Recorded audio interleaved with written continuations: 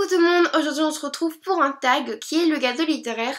Je l'avais vu sur la chaîne de Brody Books qu'elle avait fait avec le Livroscope et vu qu'elles avaient nominé tout le monde et que j'ai pas encore fait de tag, je me suis dit que c'était l'occasion. Pour faire un gâteau, il faut de la farine, mais pour faire un gâteau littéraire, la farine, c'est une histoire dont le début a été long à démarrer, mais dont la suite a été prenante. Ma farine à moi, c'est La Vallée des Disparus de Ben Tepor. C'est l'un de mes gros coups de cœur de l'été. C'est un livre qui est pas très connu, mais il est très court. Vous voyez, il fait à peine 200 pages. Et j'ai bien aimé parce que ça se passe en Provence, c'est super sympa. Et en plus, ça parle de légendes et il y a beaucoup de suspense. C'est l'histoire de 3 Allemands qui tombent en panne de voiture en Provence. Et donc ils sont arrêtés dans un hôtel pendant plusieurs jours et ils se rendent compte que la montagne à côté de l'hôtel a une légende très particulière qui règne depuis plusieurs siècles et qui effraie tous les villageois, toute la région. Et ils vont élucider le mystère et c'est vraiment passionnant. Le début était plutôt loin à démarrer avec l'enfance de Kurt qui était pas très intéressante hélas. Et c'est ce qui vaut à ce livre la place de farine. Et c'est quand même une bonne place. On passe ensuite au beurre, une intrigue riche et bien ficelée. Alors pour moi c'est sans aucune hésitation le livre des sortilèges de Deborah Harkness chez le livre de poche. C'est une petite brique. Et c'est ce qui explique un petit peu l'histoire qui tient d'haleine jusqu'au bout. Il y a plein de rebondissements, c'est super intéressant, l'intrigue est super bien faite.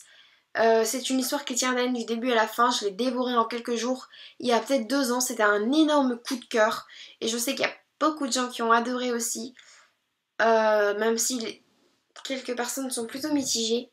Dans ce livre, on a donc les sorcières, les démons, les vampires qui se cachent un peu parmi les humains. Et donc Diana, c'est une sorcière qui a renoncé à ses pouvoirs pendant très longtemps. Elle est professeure en alchimie et un jour, quand elle va à la bibliothèque, elle consulte un manuscrit qui, sans le savoir, était perdu pendant très longtemps et qui cachait le secret des créatures. Voilà, on sait pas trop comment elle fait pour retrouver ce truc, etc. Mais s'ensuit plein de choses super intéressantes. Je sais pas trop comment expliquer sans spoiler, mais franchement, c'est à lire si vous avez le courage de parcourir cette brique. Viennent ensuite les œufs, un livre que l'on pensait détester. Et pour moi, c'est Frankenstein de Mary Shelley. Comme vous pouvez le voir, c'est un vieux livre. C'était un truc que mon père m'avait donné, il m'avait dit que c'était super. Mais je l'ai pas cru. Et pendant cet été, je me suis dit que ça faisait 30 ans qu'elle était dans ma palle. Et je me suis dit qu'il fallait le lire. Et j'ai adoré. C'est vraiment super intéressant, ça remet en question l'humanité. C'est fantastique, c'est super bien écrit, ça va super vite à lire. Je pense absolument pas adorer Frankenstein, franchement. Pour moi, Frankenstein c'était un truc gore, super compliqué à lire en plus. Mais alors, c'était magnifique quoi. C'est vraiment un livre que je recommande à beaucoup de monde si vous voulez lire du classique et vous amuser en même temps et pas lire du Flaubert qui va vous emmerder quoi. Là c'est vraiment un classique qu'il faut lire. On laisse refroidir avec un chef-d'œuvre littéraire et je vais vous présenter aujourd'hui Anna Karénine. C'est l'un des meilleurs livres que j'ai jamais lu de ma vie. Tolstoï écrit comme un dieu. Je pense que tout le monde connaît l'histoire d'Anna Karénine qui se tue par amour. Je pense que c'est l'une des plus belles histoires d'amour de tous les temps. L'un même des plus beaux livres de tous les temps. C'est une merveille, je sais pas, je regrette absolument pas d'avoir passé 1 semaine et demie à galérer à lire ce livre. Parce que il est énorme quand même. Mais mon Dieu, c'est tellement magnifique. C'est vraiment un truc, mais tellement magnifique, que vous vous en souviendrez toute votre vie. Lisez-le. Lisez-le.